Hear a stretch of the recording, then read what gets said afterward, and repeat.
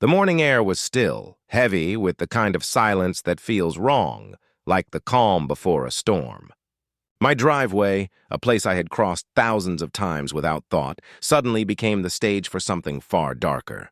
He appeared there, wearing what looked like a police uniform, his stance rigid, his eyes sharp, his badge catching the sunlight just enough to blind me.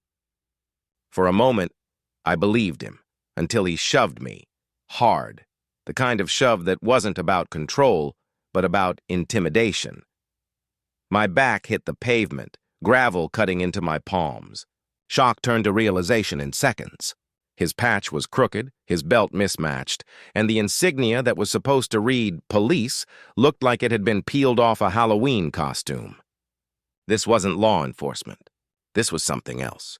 Something dangerous. I scrambled up, heart hammering, but before I could even take another step, the world erupted. From the tree line, from behind unmarked vans, shadows broke into motion. Armored figures, helmets gleaming under the early sun, moved with lethal precision.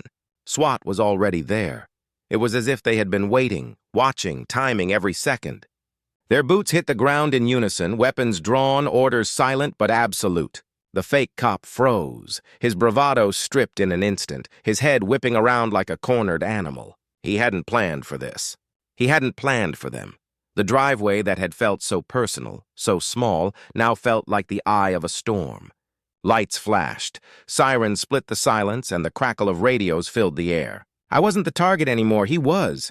The man who shoved me was nothing more than bait caught in his own trap. The takedown was fast, brutal, a storm of tactical gear and strategy. In seconds, the imposter who had tried to dominate me was pinned, helpless beneath the very authority he pretended to be. I stood frozen, my breath ragged, realizing just how close I had been to something I might never have escaped. That driveway, the same one I had walked across every day, would never feel the same again. Because now every time I looked at it, I wouldn't see safety. I would see the moment a fake badge nearly changed everything, and the moment SWAT reminded him, and me, what real power looks like.